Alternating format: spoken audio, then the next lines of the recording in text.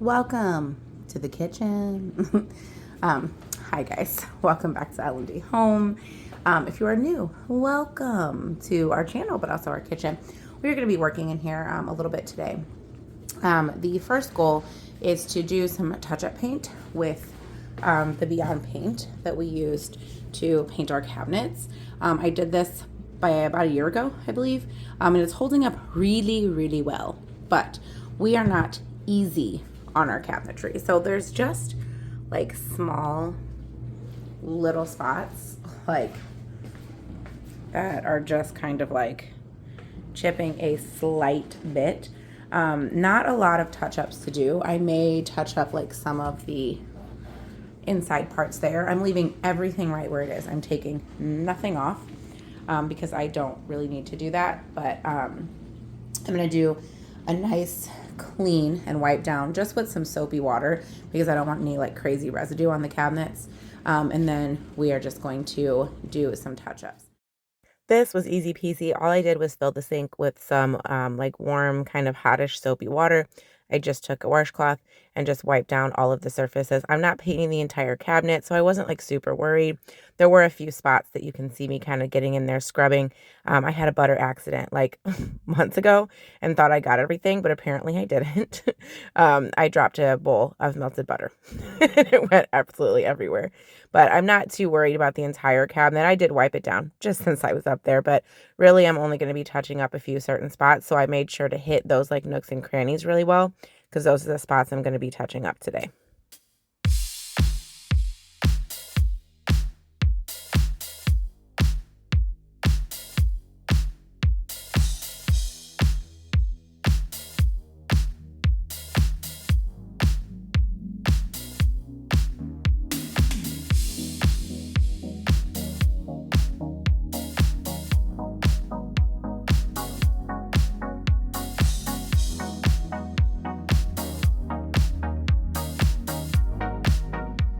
As I was wiping down the cabinets, I noticed that a lot of our poles, and I had noticed a few of these before, just living in the house, cooking in the kitchen, that a lot of them have like chipped.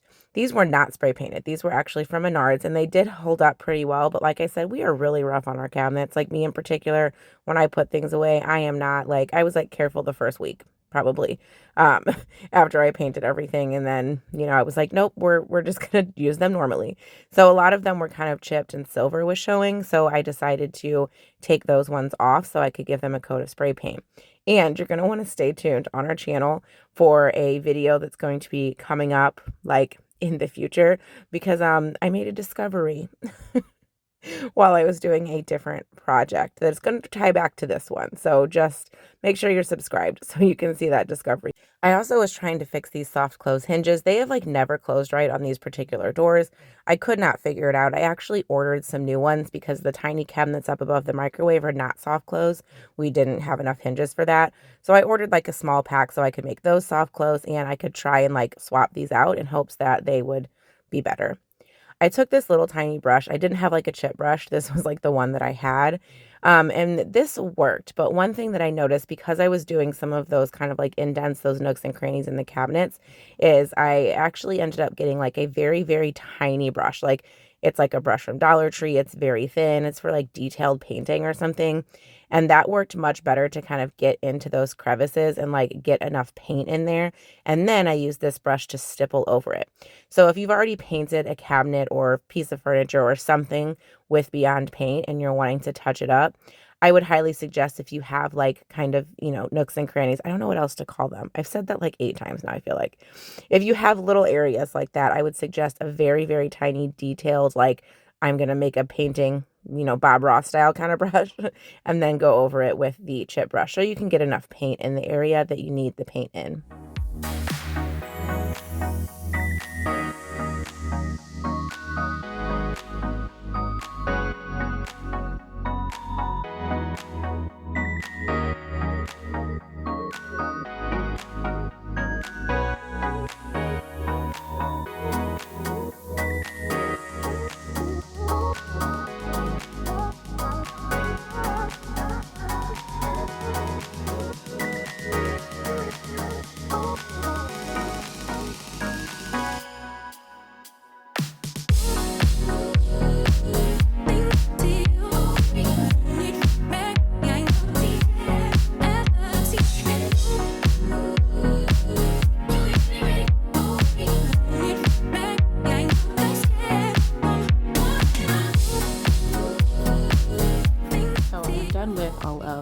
the little touch-ups. It didn't take me very long at all. Once I got this like really small little brush, and then stippled like after the fact, because it was really hard to get in those crevices, and that's where a lot of the kind of like damage was, or like areas that I had missed previously. So it's looking good. I know it looks the same to you guys, but it's making me feel better. So I'm gonna go out and spray those handles with a coat. I'm hoping that I don't have to take them all off and spray them, but I guess we'll find out. And then we are tackling this today. This by far was the thing I was the most excited and nervous about, because I wasn't sure if the color was going to be too dark, but I was ready for a change. There's just a lot of white in here. So I started by giving everything a nice good scrub down, just with that warm soapy water again. Our dogs, when they come in from outside, like fling dirt somehow on like the back of the island. So that needed some extra love. And also underneath, you're going to see in a second when I clean that, underneath was really dirty. I never like get down and clean that. Like I wipe the island off regularly, like the sides and like the doors and everything, but I never get that lip underneath the doors. It was not great under there, I gotta tell you. Also, I'm going to be taking all of the doors and the hardware off, and then giving the doors a good scrub down as well with that same soapy water. I do have like a paper towel holder on the other door that I had to paint around, because I didn't have like another adhesive strip for it. So I was afraid to take it off and not be able to get it back on. So I just had to paint around that. When I put that on, I was never planning on painting the island. And then I got a wild hair and was like, okay, I'm going to paint this.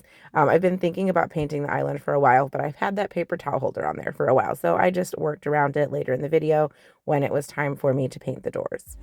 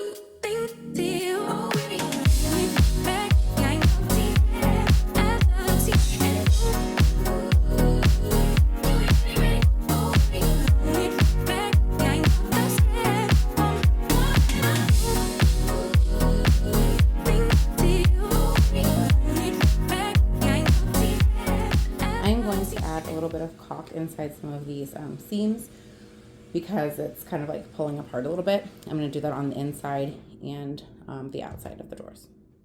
This is definitely a step I would not skip, especially if you're wanting a project to look really finished. Now, when I did the like island base, I did do this when I added like the beadboard and the trim and everything, but I never did it to the door fronts. I don't know why I didn't really think of that. But it definitely helped everything look a lot more seamless in the end, even when it was white, and also when we're about to paint the piece as well. I did the inside of the doors first, because I was caulking like inside that lip. That way I could flip them over and immediately do the fronts, and the caulk could dry all at the same time. This is like a 30-minute dry time caulk, so it's pretty quick if you're wanting to caulk something and then paint. I will have this particular caulk linked down below if you are interested. I like that it's only a 30-minute dry time before painting, because it makes my projects go a lot faster when I do decide to use it.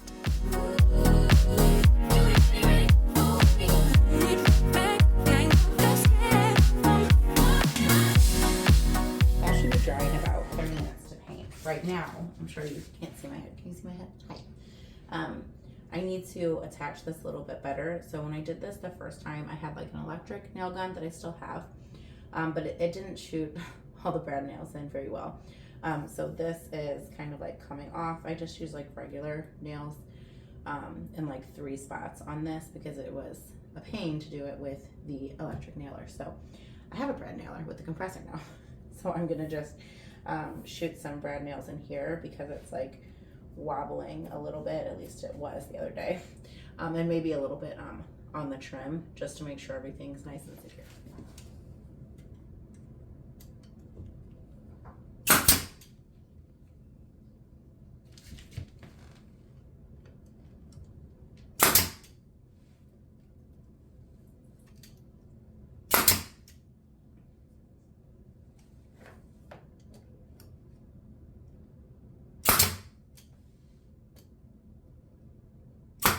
Having this brad nailer and compressor has come in really handy for us. The brad nailer was actually my uncle's. He passed away quite a few years ago, and my aunt had given it to me after he passed away, but we never had a compressor for it. So last year for Christmas, I believe it was last year, maybe it was the year before, recently for Christmas, my parents bought us a compressor so that we could use this item and also buy some other things that would connect to the compressor. It actually was not that expensive. It's not a purchase that I would probably have made for myself, the compressor or the nail gun, actually. But it is an amazing gift. So if you're looking to get into like DIY home projects like this and you have, a birthday coming up or, Christmas is right around the corner. I know it's summertime, but it'll be coming up before you know it. Definitely pop this on your list. People could even go in since it is a more expensive item. I think this one was a little bit over 100 maybe. I'm not sure, but it's a great gift to have and you can use it for so many different things. Now I was just moving on to filling those brad nail holes that I had just created and some other spots that were already a little bit wonky from when I actually built this previously. And if you have not seen that video, I will have that video linked in the cards up above at some point in the video, but also down in the description box. This was just like an old cabinet that we had got from Habitat for Humanity, and we just kind of fancied it up a little bit because our old island was very open. I will see if I can find a video of me like cleaning that or something, like our open island that we used to have, which we absolutely loved, but it was just very cluttered looking because there was absolutely no doors or any like covering at all. So it would definitely got a little bit overwhelming at times, just kind of seeing everything sit out.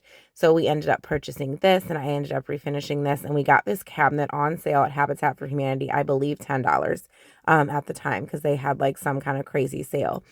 So I will have that video linked down below where we redid this cabinet and a video where you can just kind of check out what our previous island looked like. It is the same island top, but it is a different base.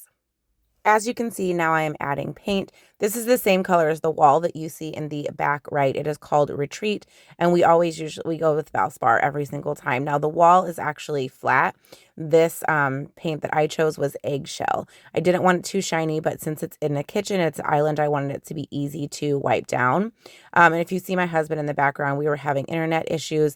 Let me know in the comments down below if you guys have Charter. Okay, no shade against Charter, but slight shade against Charter. Let me know if you guys have Charter and if you have internet outages and issues all of the time. Like there's no storms, there's no nothing, and then like all of a sudden the internet's like, haha, not doing it. So just let me know if you were like finding that to be an issue, or if it's just lucky us because he works from home. So when we have like an internet issue, when there's really nothing that seems to be causing it, it's very frustrating because he gets kicked off of a call right when he's in the middle of one. And then he has to spend a long time figuring out how to get it back on. He has to call Charter. We are thinking about switching, but also too, since we're thinking about switching, let me know in the comments down below if you are in Missouri, because that is where we are. We are in Missouri. If you are in Missouri, what internet provider do you have? Do you like them? Are their rates decent? Because we are definitely thinking about switching, because the last thing we need is for him to get in trouble at his job because our internet provider can't get their life together. And I know things happen, but I mean, this is like frequent. Like way too frequent to be like normal, we feel like. I really wanted to get it right, trying to find some balance in my life. I never really put up a fight, and now I'm losing sleep. What if I lost touch? What if I'll never get it right? I try to follow my heart, but I lost it somehow. Wish that someone could say it'll all be okay. I was so excited seeing this color go on, especially when I started doing the actual base. Now, I was a little bit nervous because it was looking light, like kind of like sage green, but I had to remind myself that paint dries darker. So I was like, ooh, this is a little bit lighter than I thought. Like sage green's a pretty color, but it's not really like my jam. But I was like, it's going to dry darker. It's going to be fine. And it definitely ended up drying darker, and I absolutely love it. I used a roller on all of the parts that I possibly could because I was finding with the brush, it was just way too like streaky, which happens on your first coat. It doesn't look great, but every area that I possibly could use that roller on, I was getting way better coverage and a way better texture. So I was trying to use the roller on every single spot that I could. Also with the doors, when I did the inside of them, I believe I did that off camera. I can't remember, but when I did the inside of the doors, I didn't even use a brush. The only time I used a brush was around that paper towel holder.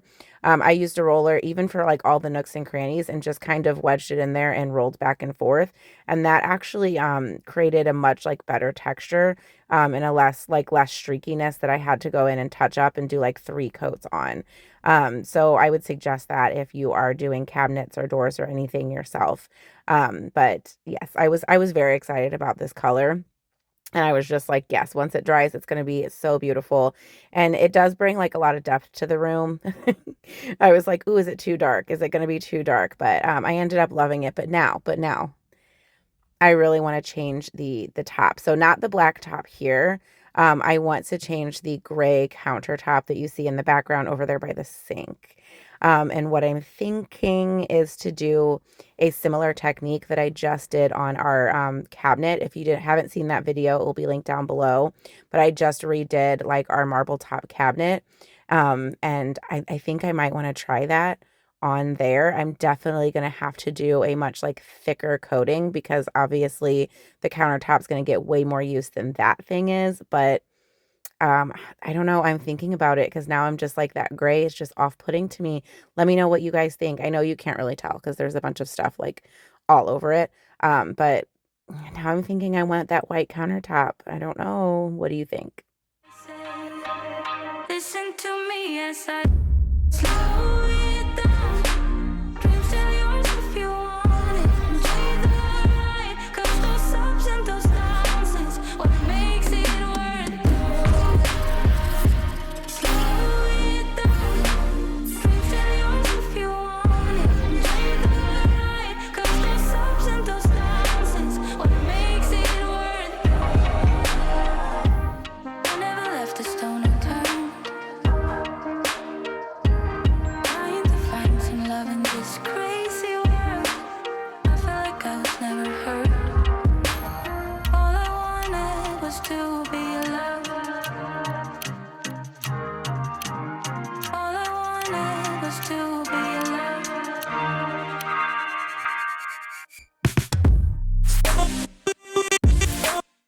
Still yours if you want. You're the right, 'cause those ups and those downs is what makes it worth it. Slow it down. Still yours if you want. You're right. If you're wondering why I didn't paint those white spaces, it's because I had to sand them first. So I had to wait for that filler to dry, and then I just went in with a light sand so that I could go home ahead and paint those areas. But I didn't want to wait completely to paint the base because I was just super excited to have this project complete. I was super excited to see the way that it looked. And if you still see my husband walking around, I believe that this was the day that literally the internet did not come back on until like 5 o'clock. So his boss was like, just go ahead and take the day. Because like at this point, it's not happening. And that's one of the things that scares me so bad about this internet situation. Like, are they eventually going to say, you know what, find another job if you don't have good internet? But anyway, I digress. Now it was time for me to just clean up all of those sanding shavings and go ahead and get the bottom of this cabinet painted and all the parts that I had not been able to work on before I sanded. Downs is what makes it worth it.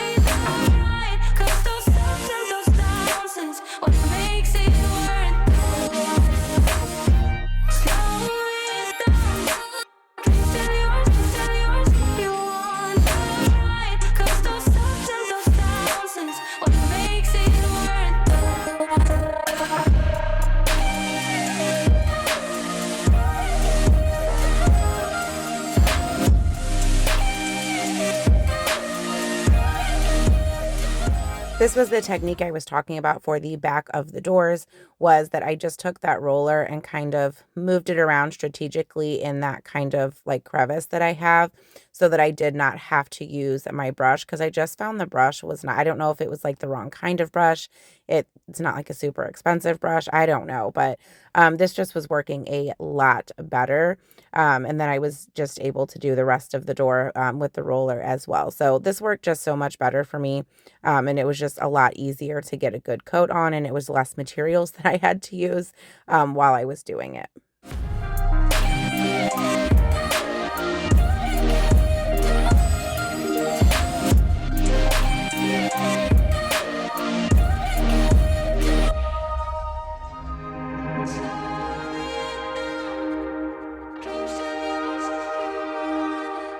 And the most exciting part is putting those gold handles that we spray painted back on, because that means we are almost ready for the final reveal. After a hard day of work, I was ready to see this thing come together, and I just feel like it adds a little bit more character to the space for sure.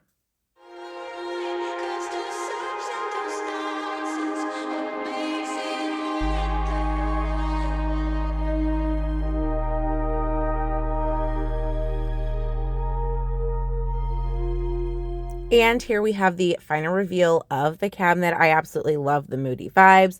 I love the gold handles. I love that it brings a little character and a little something extra to the space, while also tying into the living room, since it is open to that area as well. It still functions the same. We didn't have to buy anything new for this except for the 1 quart of paint that I used, and I still have some of that left over. Thank you guys so much for watching today's video. I hope you found it helpful, or at least entertaining. Make sure you check out the video and the playlist on the screen. And as always, smash that subscribe button so you can become part of our YouTube family. We'll see you in the next one. Bye.